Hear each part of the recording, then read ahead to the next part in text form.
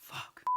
When I think of fizzy gin fragrances, two fragrances automatically come to mind to be in that space. Gin and Tonic by 𝗙𝗏𝗄𝐿 and MFK Aqua Media Colonia Forte. Something about fizzy gin fragrances that really have this beautiful uplifting herbaceousness and this mild, clear, boozy energy that's beautiful. I love it, and even though it speaks a little bit more warmer weather, it's an extremely versatile scent profile. But fresh out of the mailbox, I got a fragrance from 𝗤𝗎 called Fizzy Gin, which is supposed to be in the bubble of Lubin Gin Fizz. Not a fragrance that I'm familiar with, so I can't tell you if they're even in the same space, but I can definitely tell you if it's a sexy, jizzy...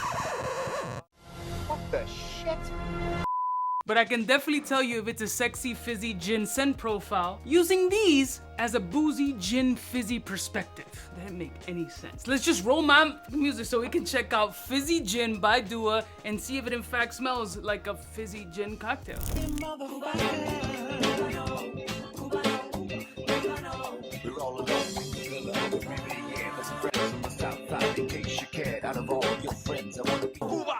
Listen, one of my beautiful peoples, you know who it is. It's your boy, 𝗙𝗏𝗏𝗏𝗏. Shout out to 𝗤𝗎 for sponsoring today's video, and shout out to me for selecting this particular fragrance because I like fizzy gin fragrances. It's really not that complicated. The notes seem pretty wearable. I haven't smelled the fragrance as of yet, so I can't tell you what the performance is gonna be, but I can definitely tell you if the scent profile is to my liking. So the notes go as follows. Alright, so according to the 𝗤𝗎 website, it's bergamot, Sicilian lemon, messina mandarin. What the hell is that? Juniper berry, iris, galbanum, orange blossom, rose absolute, Turkish jasmine, swamp lily, benzoin, vetiver grass, oak moss, and white musk. What's swamp lily? Is it a type of actual flower name, or is it like a lily that derives from like the Florida Everglades? Being a New York City kid, like, you gotta understand, 95% of these things I've never heard of, so experience them in perfume form is kind of difficult, like coriander and cumin and shit like that. That's in my spice rack. Star anise, pepper, I mean,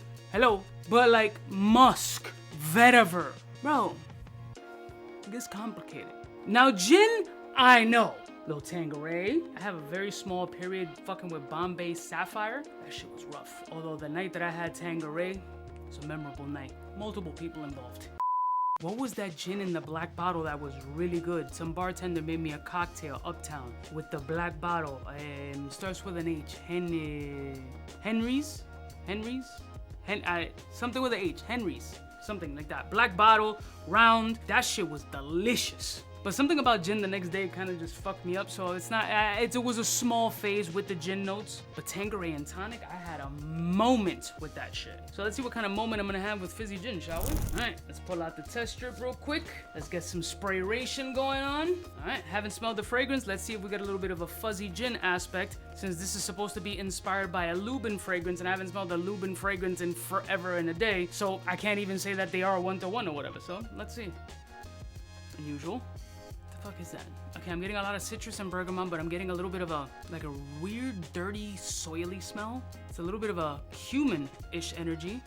Not full BO, but a little bit of just a spilled spice rack of very deep coriander, cumin. Something unusual about here, the vetiver aspect here. I don't know, I think it has to be around the vetiver because there's very sharp, sour citruses and very strong herbal points. There's a lot of fizz in here, almost straight up like ginger ale essence. I don't know how I feel about this on the test strip though. You are fizzy, you are boozy. There's something in here that's a little off-putting. Let me go on skin. Okay. Let me give this a couple seconds to dry down. It's definitely not in the space of the other two fragrances that I mentioned. They seem to be a lot more wearable and playful, at least on skin. I'm gonna give this a true try on my skin to see what kind of energy. One thing I can say is that there's a big sillage bubble around me. Granted, I've sprayed like fucking 4 times, so there's gonna be that. Also, and I've used this reference before, but that's kind of what it reminds me of. Hot rollers with hairspray under a hairdryer in a woman's salon. I'm getting that essence in the air, like the burntish hair with chemical kind of smell in the air. It's really weird, but it's also nostalgic and shit. Like if you ever went to the salon with your moms and shit, and you were just there watching all the Dominicans with the fucking tight leggings doing the hair shit and their asses jiggling because you know they play merengue. You're just like, god damn, that's what a chubby feels like? Alright, let me see what it's doing on skin. Very soapy. Oh yeah, this smells like grandma soap on my skin. Gin, tonic, grandma soap. This smells like the soaps that you're not supposed to use for the bath. They're there in a fancy bathroom, like people who have carpeting in bathrooms. Like I know it's a thing. It's true. Where they have that 1 or 2 little dish of aromatic soaps that never gets touched or never gets used. It's generally somebody older has that in the bathroom. Not only give the bathroom a scent, have you been taking shits all day from the heavy prune consumption, but for adorno, you know what I'm saying? To look pretty. I can't get past that smell. It reminds me of an aunt that I used to have. I think she's dead. We've had a falling out in the family or whatever. She's a fucking thief. Yeah, that's what I'm getting. Gin, check. Fizz, check. Soapy grandma, check. I mean, if you're into old ladies and blowing their back out, this might be a vibe for you. I don't know. It's not driving me crazy. The soapiness here is so reminiscent of these little soap bombs that's almost addicting in a weird way. Maybe I'm into old chicks. Like, maybe that's my shit. Maybe it's my kink the older that I get. I'm into older broads. I got issues. Is that true? Yeah, this is like a solid 4.8 for me. It's not the fizzy gin type of energy that I'm looking for. Nah, I can't tell you if it's a 1-to-1 where it's trying to be inspired by that Lubin space or whatever. I don't know, I have no fucking clue. But fizzy gin for me has the fizzy gin component, but the old lady soap kind of throws me off. It's either that or I'm kind of getting turned on and I want to go to a salon again and watch all these fucking...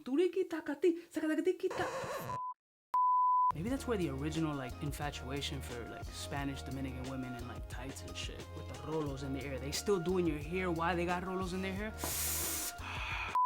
I know some people in the hood could definitely assimilate with that. Nah, it's alright. I love y'all mother suckers from the heart. Not particularly my cup of tea, but if you like something that's grandma, soapy, fizzy, and gin, definitely something for you to check out. I'll put a link in the description. And let me know if you've smelled fizzy gin and what are your thoughts of it? Have you been to a Dominican salon and does it smell like the rollers under high heat? Or are you absolutely getting that sexy gin fizziness and on your skin? It smells fantastic. Leave it in the comments below. I'll see you bitches next time. Don't forget to like, share, and subscribe.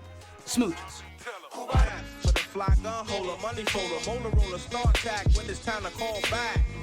For the rough, rugged, and raw way, this nigga Jay, it's a game, but he don't play. Hey, for all the chicks that got dead in the penthouse suite on top of my mom's crib. It's nonsense you never get in. It's nonsense that you would think that you would.